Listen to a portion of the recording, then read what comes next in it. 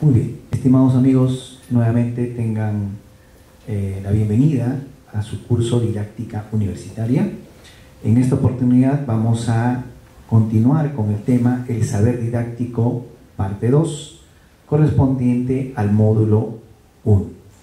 Se dirige a ustedes el doctor Jesús Alonso Ronquillo, docente de la Escuela de Medicina Humana de la Universidad Privada San Juan Bautista. Muy bien, esta vez vamos a hablar de este vínculo que existe entre la enseñanza y el aprendizaje. Se dice que es el proceso educativo que desarrolla el docente y el alumno. Entonces, así como existe este vínculo entre enseñanza y aprendizaje, también va a haber un vínculo, una relación entre el docente y el alumno. Su objetivo es el aprendizaje como actividad que desarrolla el alumno para aprender y asimilar la materia de estudio, con la guía y orientación del docente, del maestro. Por ello, el aprendizaje es el resultado del proceso que dirige el docente en la enseñanza, que tiene en la materia de estudio lo que se aprende y se enseña. Entonces, el primer resumen de esta parte es que el objeto de enseñanza-aprendizaje, el aprendizaje del alumno orientado por el docente. Actualmente los docentes somos guías, somos ya no el centro de atención como en épocas pasadas. En este caso, el alumno es más bien el centro de atención y el docente funciona como un guía para que el alumno aprenda adecuadamente. Muy bien, y nos hacemos una pregunta. Algunos docentes todavía prefieren el modelo clásico en la enseñanza universitaria, o ya estamos en camino hacia un modelo actual de enseñanza. Entonces recordemos, por ejemplo, en épocas pasadas, como en la época medieval, donde había una persona que era el que tenía más conocimiento, era el que difundía las ideas y el resto solamente escuchaba. Eso era lo que se llamaba, o tenía 4 pasos, ¿no? La forma de enseñanza en esas épocas. El primer paso era en que el docente era el que hablaba, manifestaba las ideas y el resto solamente escuchaba. Posteriormente se planteaba algún tipo de pregunta, después de que el maestro haya hablado o haya disertado. Después se pasaba por una etapa de discusión y al final se determinaba o se llegaba a la conclusión, ¿no? Esto es, por ejemplo, según lo que podemos leer de Agustín Moreno Molina en su texto La Universidad de ayer y de hoy. Pero en la actualidad, por ejemplo, si tomamos como referencia a la forma de enseñanza en la Universidad de Harvard, esto es lo que se llama el método de la discusión. Y si observamos estas imágenes, ¿no es cierto?, en una de ellas, en la imagen más grande, observamos de una pintura antigua. En el podio principal estaba el maestro o el docente, y todo el resto de alumnos eran receptores de ese conocimiento o de esa información que vertía el maestro. Al final de todo el discurso, recién venía la siguiente fase, que era la de preguntas. Posteriormente había un debate de ideas y se sacaban las conclusiones. Pero eso ha cambiado hoy en día, ¿no? Ya no hay una forma de enseñanza, eso lo vamos a ver en la parte de metodologías de la enseñanza, en la cual ya no se aplica tanto las clases maestras, ¿no?, o las clases magistrales. Actualmente hay se comparte la información de una manera más dinámica, como vemos en la otra imagen del extremo superior derecho, donde los alumnos, el docente solamente está como guía y los alumnos están alrededor del docente y pueden aportar ideas en cualquier momento. Incluso, obviamente con el respeto correspondiente, pueden interrumpir al alumno, perdón, al docente, pueden interrumpir al docente y hacer preguntas o hacer sugerencias. ¿Qué quiere decir esto? Que hay un mayor dinamismo en la forma de enseñanza. De igual manera, en el extremo inferior derecho, observamos, por ejemplo, cómo se forman los círculos los famosos grupos, ¿no? Para poder ser más dinámica la enseñanza y ya no todos solamente atentos a un protagonista que en esa época era el profesor, el maestro. Muy bien. Entonces, ¿cómo es la nueva educación? ¿Cuál es el enfoque de la nueva educación? Para eso hemos roto algunos paradigmas, ¿no? Los paradigmas clásicos de enseñanza, y se denomina ahora los nuevos paradigmas. Estos nuevos paradigmas están muy interrelacionados con la tecnología y con el avance de las comunicaciones, sobre todo en el área informática. Nos ayuda también a nuevas formas de enseñanza. Por ejemplo, lo que estamos observando hoy día, lo que ustedes están viendo hoy día, en épocas pasadas era difícil pensar siquiera que un profesor llegue a ustedes en cualquier momento, ¿no? Que eso es lo que se hace con el apoyo de las clases virtuales. Ustedes pueden repetir estas clases cuantas veces quieran, pueden incluso en horarios diferentes asistir a sus clases, entrar en cualquier momento, ¿no? En cambio antes no, si te perdías la clase en un determinado tiempo, en un determinado momento, ya no la podías volver a tener.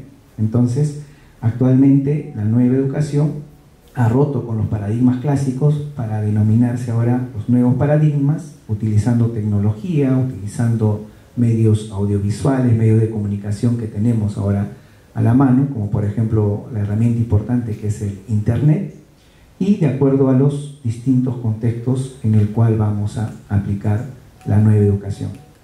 Para eso se están formando nuevos perfiles entre el docente y el estudiante. De igual manera, se ha hecho un rediseño o una reestructuración pedagógica, curricular y también organizacional. Todo esto plantea nuevos modelos de enseñanza, ¿no es cierto?, en la cual es importante resaltar lo siguiente, que la educación actual está centrada en el estudiante. Como les había mencionado, el estudiante es el que va construyendo su conocimiento en base a la información y en base a su experiencia. Se desarrollan nuevas habilidades, la educación está basada en el conocimiento y si estamos en el ambiente universitario, generalmente basado en evidencias, y comprenden también las competencias, adaptación, flexibilidad y una característica de que se fomente en el estudiante el liderazgo. Y todo esto nos va a llevar a una nueva visión de la educación. Para eso, una herramienta fundamental es contar con un currículo que se adapte a los cambios, ¿no? Que se adapte a los nuevos retos que implica el avance tecnológico también. Pero sin embargo, lo que sí no ha cambiado es la esencia del currículo, que sigue siendo el eje e instrumento de planificación que articula el proceso de la vida académica, ¿cierto? Existe un nexo importante entre las teorías psicopedagógicas, corrientes filosóficas y la realidad donde se da la educación. Es un proceso coherente, abierto, flexible y pertinente de acción educativa y la práctica docente. Entonces, ¿qué aspectos influyen en las concepciones curriculares? Como por ejemplo, el aspecto humanista que debe tener el currículum, como por ejemplo la reconstrucción social, o que tenga siempre parámetros de realidad, ¿no? Que se adapte a nuestra realidad, a nuestro contexto. También de igual manera el aspecto tecnológico y como proceso cognitivo y racionalismo académico. Muy bien, entonces el contexto en el que vamos a desarrollar nuestro currículo es importante. Para eso es fundamental tener un marco teórico conceptual, y no solamente marco teórico conceptual, sino también situacional, para elaborar los perfiles académicos, los objetivos y llegar a las famosas competencias. Y de esa manera se estructura un currículum. Y el perfil ya logrado es lo que se denomina el famoso diseño curricular, que es, como le decía, va cambiando de acuerdo también a las exigencias sociales o a las exigencias según el contexto en el cual nos vamos a desenvolver. Muy bien, igual el currículo no puede estar ajeno a parámetros o a motivar lo que es la investigación, de acuerdo al ambiente donde nosotros nos desarrollemos, de acuerdo a las disciplinas o a las diferentes carreras profesionales. Se tiene que elaborar un buen planeamiento de tipo educativo y llegar a formar un perfil, o el perfil del docente y el perfil del alumno que queremos formar. Por lo tanto, la enseñanza-aprendizaje requiere, en estas épocas de cambio, de una reconceptualización de lo que entendemos por didáctica universitaria, esquemas lógicos, nuevas estrategias o también denominadas estrategias innovadoras, solución de problemas, potencializar, ¿no?, la parte crítica y por lo tanto también basarnos en evidencias y nuevos conocimientos. Por lo tanto, un primer resumen de esta parte es que enseñar, como decíamos al inicio, es un arte, ¿no? Por eso que la didáctica en términos prácticos la resumíamos como el arte de enseñar o el arte de instruir.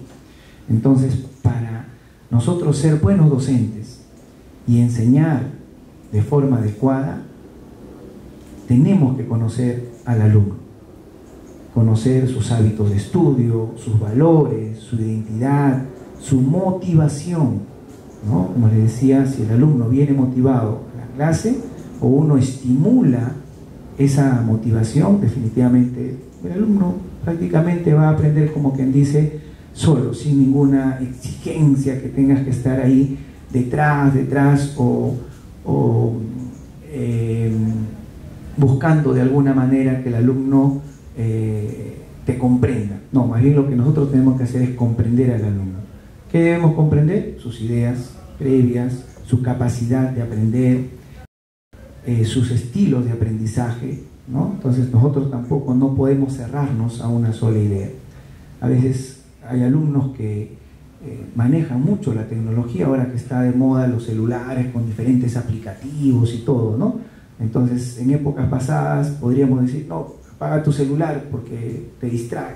Pero no, al contrario, el alumno puede estar escuchando, te puede estar atento y a través de sus aplicativos está bajando información en tiempo real. Ahora lo que está de moda, pues utilizar, por ejemplo, el famoso Up to Date, ¿no?, que lo hemos visto en el curso virtual también de nuevas tecnologías, ¿no?, aplicadas a la educación. Entonces ya estamos viviendo esa etapa de cambio, y como docentes también tenemos que estar preparados para usar ese tipo de tecnología. Que los jóvenes, los que son los famosos nativos tecnológicos de esta época, ya desde muy pequeños están manejando ese tipo de tecnología, ese tipo de información. Muy bien, entonces, ¿qué significa todo esto que estamos hablando hasta el momento? Como docentes lo que tenemos que hacer es enseñar al alumno que aprenda a aprender. ¿Para qué? Para que pueda solucionar problemas, para que pueda asimilar principios formales de investigación, para que adquiera habilidades informativas, destrezas, capacidades, para que cultive su actitud o método por la investigación, por el aprendizaje, ¿no?, y desarrollar un aprendizaje autónomo. El alumno va desarrollando su propio aprendizaje. Como le decíamos, estamos en la etapa de constructivismo del conocimiento. Muy bien, por lo tanto, vamos resumiendo esta parte. El aprendizaje, si nosotros nos hacemos ¿qué es el aprendizaje? Es el proceso de construcción de conocimientos, conceptos, procedimientos y sobre todo actitudes. ¿Quiénes lo integran? Pues los conceptos, los procedimientos, las actitudes. ¿Y para qué? Para el logro de competencias. que es la expresión de la realización personal, social y profesional que queremos lograr. Entonces, si queremos tener un aprendizaje significativo, todos estos conceptos los tenemos que tener muy presente. Muy bien, existe un marco conceptual para la enseñanza-aprendizaje y vamos a decir que la enseñanza-aprendizaje se caracteriza por ofrecer una estructura entre conocimiento previo y conocimiento ya que el estudiante previamente ha tenido y el conocimiento nuevo, con la finalidad de desarrollar actividades o tareas que le permitan solucionar problemas. De igual manera, ofrece de forma dinámica una interacción y a su vez responsabilidad del alumno para con el profesor o con la materia que está aprendiendo, ¿no? Y por lo tanto siempre va a haber una metacognición progresiva al ofrecer formas horizontales, un trato más directo entre el docente y el alumno.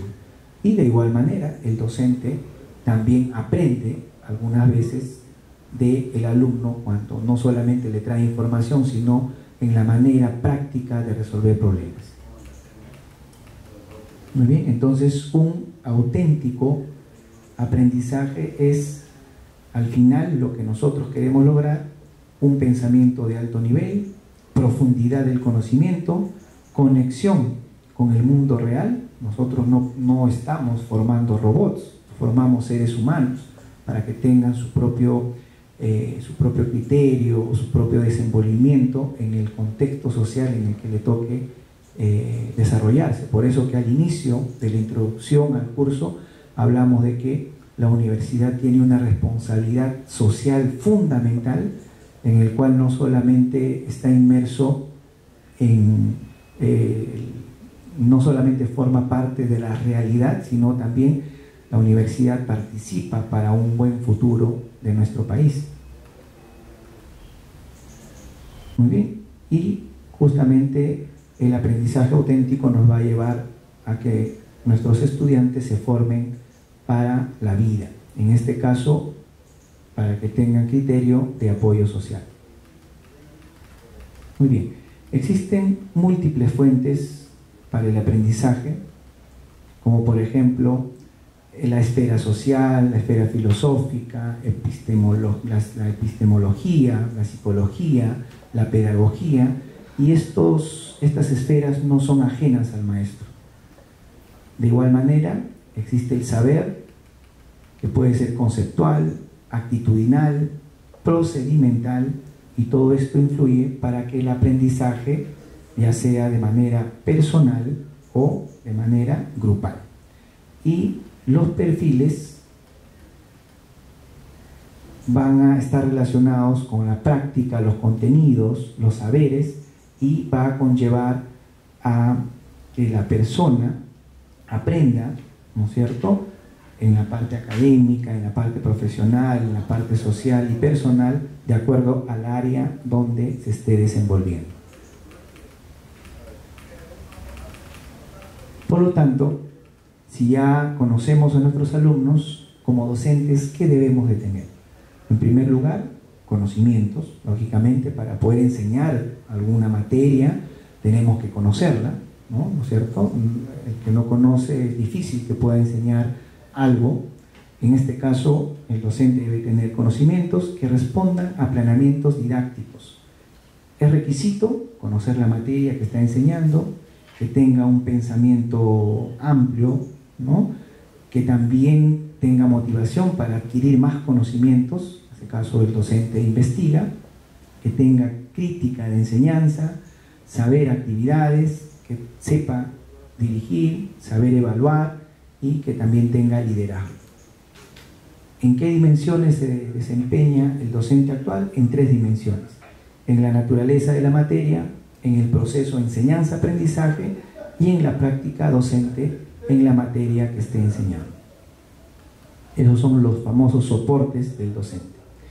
Y el docente actual se comporta como un animador, motivador de conocimiento, es de por sí un supervisor de lo que está enseñando, es un investigador educativo y sobre todo es un guía en el proceso de aprendizaje, ¿no? Entonces eso caracteriza al docente actual y todo se sintetiza en los roles que desempeña y su carácter de mediador en determinados casos. Entonces acá el cuadro que ustedes están observando en esta diapositiva menciona todo lo que habíamos resaltado. El docente es un organizador y mediador en el encuentro de quienes, del alumno con el conocimiento, y teniendo como meta incrementar la competencia, la comprensión y para que el alumno adquiera su actuación autónoma. Para ello, ¿qué es fundamental en el docente? Conocer a sus alumnos, ajustar su intervención, graduar de repente la dificultad de enseñanza de acuerdo a cada alumno en lo posible y proporcionar el apoyo cuando sea necesario. Por eso que, por ejemplo, en la Universidad Privada San Juan Bautista, muchos de los docentes, aparte de las disciplinas que nosotros enseñamos o las materias que enseñamos, también somos tutores, ¿no? En el cual los alumnos con, digamos, un rendimiento académico en riesgo o en peligro, hay docentes que hacemos seguimiento de estudiantes en riesgo. ¿Con qué finalidad? De ver justamente esa problemática. ¿Qué está pasando con el alumno? ¿Por qué motivo no rinde o no aprende como debe ser determinada materia? Lo que no queremos es que al final jale el curso, se retrase un periodo o por último abandone la universidad, ¿no? Que eso es fatal para nuestro futuro, para nuestro futuro como sociedad. Entonces es importante eso, identificar esos factores de riesgo que pueda tener el alumno desde el punto de vista académico y brindarle el apoyo necesario. Entonces, el docente en esta época debe ser asequible al alumno, que el alumno no tenga temor en acudir a nosotros cuando tenga algún problema, ¿cierto? A diferencia de épocas pasadas, ¿no? Por ejemplo, para acceder a un alumno, a un docente que no estemos en clase, era muy difícil. Ahora no, ahora tenemos que brindar el apoyo necesario. Por lo tanto, en resumen, ¿qué es la didáctica hasta donde estamos avanzando? Es la praxis reflexionada en cuya interrelación con diferentes campos del conocimiento el maestro logra aprendizajes significativos. ¿Para qué? Y justamente para respondernos las preguntas que vamos a hacer a continuación. ¿Para qué enseñar? ¿Qué enseñar? ¿Cuándo enseñar? ¿Cómo enseñar? ¿Con qué enseñar? Entonces el docente tiene que estar preparado para responder esas preguntas y brindar lo mejor de sí a su alumno. Muy bien, ¿qué aspectos revelan o qué aspectos son relevantes en la didáctica universitaria? En primer lugar, asumir el problema del conocimiento, posicionamiento del docente como profesional, promover alternativas de enseñanza, relación alumno-docente, estilo didáctico personal del docente, el discurso pedagógico y finalmente eso nos va a permitir llegar a las estrategias de aprendizaje, que son procesos ejecutivos mediante los cuales se eligen, coordinan y aplican habilidades, procesos que sirven de base a la realización de tareas intelectuales y estructuraciones de funciones y recursos cognitivos, afectivos, psicomotores cuando el sujeto o el alumno está en proceso de aprendizaje. Para eso existen estrategias metodológicas que justamente en el tercer módulo van a ser tratados con más detalles. Acá solamente les doy algunos conceptos generales. ¿Para qué nos sirven las estrategias metodológicas? Para enseñar a aprender, que pueden ser de diversos tipos. Esto lo vamos a ver con más detalle en el desarrollo de estrategias metodológicas.